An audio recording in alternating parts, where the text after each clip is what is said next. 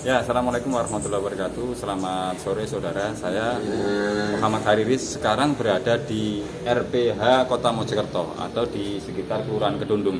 Nah, saya sekarang ingin memantau langsung kondisi proses pemotongan hewan khususnya sapi, karena belakangan ini lagi marak virus atau wabah PMK yang menyerang sapi-sapi ternak. Nah, bagaimana sih proses di RPH ini? Apakah kemudian berdampak terkait dengan pemotongan? Nah, kita akan melihat langsung kondisi di sapi-sapi di sini. Seperti kita lihat bahwa ini adalah sapi yang kemudian dititipkan yang mungkin proyeksinya juga akan disembelih di RPH ini.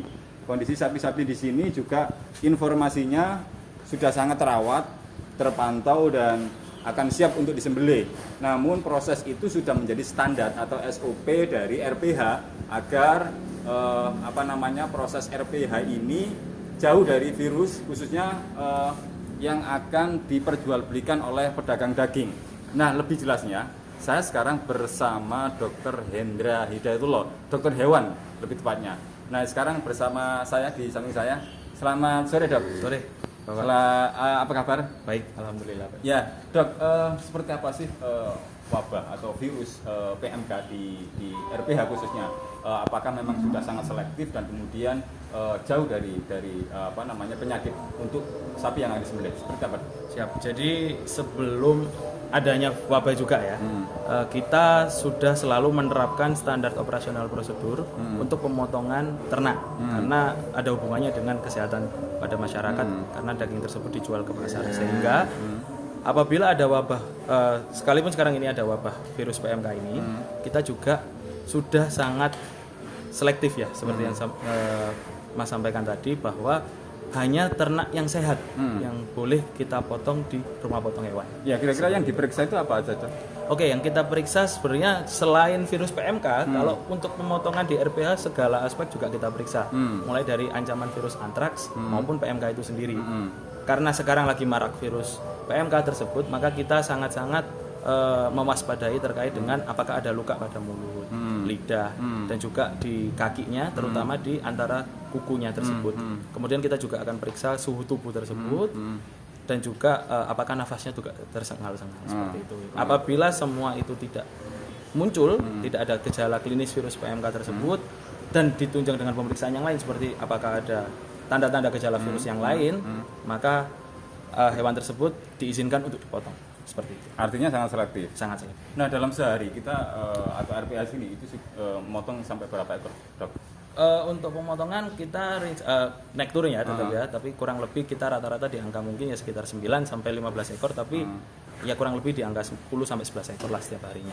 Dan itu sapi dari mana aja? Karena ini kan di Jawa Timur ada beberapa kabupaten yang kemudian wilayahnya juga sapi-sapinya terkena serangan PMK. Siap. Nah, ini dari mana sapi yang kemudian disembelih di sini? Kebetulan teman-teman yang memotong atau pengguna jasa RPH Kota Mojokerto itu mencari sapi di daerah yang tidak terjangkit wabah seperti daerah Blitar, Nganjuk, Kediri. Kebanyakan memang dari daerah tersebut. Sekalipun mungkin ada yang dari Mojokerto sendiri sebelum-sebelumnya ya, sebelum kita ada penetapan ataupun ada virus seperti ini, itu mereka teman-teman pengguna jasa RPH juga sudah teredukasi terkait hal itu. Mereka tidak mungkin membeli sapi yang sakit untuk kemudian disembelih. Karena tidak baik juga bagi mereka seperti itu. Jadi apabila ada virus wabah ini, teman-teman pengguna jasa RPH juga sudah tahu dan teredukasi, sehingga mereka juga lebih selektif lagi ketika membeli sapi. Ya, artinya bahwa RPH sini tidak akan dilakukan penutupan meskipun ada wabah PMK ya? Insya Allah ya, insya Allah kita tidak akan melakukan penutupan. Kita juga belum tahu kedepannya seperti apa, tapi untuk saat ini yang bisa saya bilang RPH masih aman. RPH masih aman, dan untuk arah ke sana insya Allah tidak. Insya Allah. Dan proses penyembelihan sapi yang ada di RPH ini itu dikonsumsi oleh masyarakat Mojokerto. Betul. Bukan hanya kota tapi juga Kabupaten Mojokerto ya. Kalau seperti itu sepertinya ya.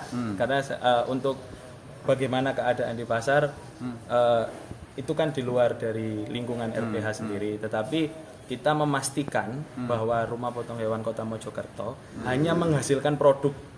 Jadi menghasilkan atau mengeluarkan produk yang benar-benar sudah kita periksa, dan itu memang yang kualitasnya yang baik. Ya, terakhir Dok, apakah PMK ini kalau kemudian itu lolos untuk penyembelihan dan ternyata sapi tersebut itu terkena PMK, bagaimana dengan dampak konsumsi kepada manusia? Apakah berdampak pada kesehatan manusia? Terkait virus PMK sendiri, itu kan bukan salah satu penyakit zoonosis sebenarnya ya, bukan salah satu penyakit yang dapat menular ke manusia. Jadi sangat aman untuk masyarakat apabila mengkonsumsi daging. Andaikan memang kita juga kalau misalnya beli daging ke pasar kita nggak pernah tahu ya.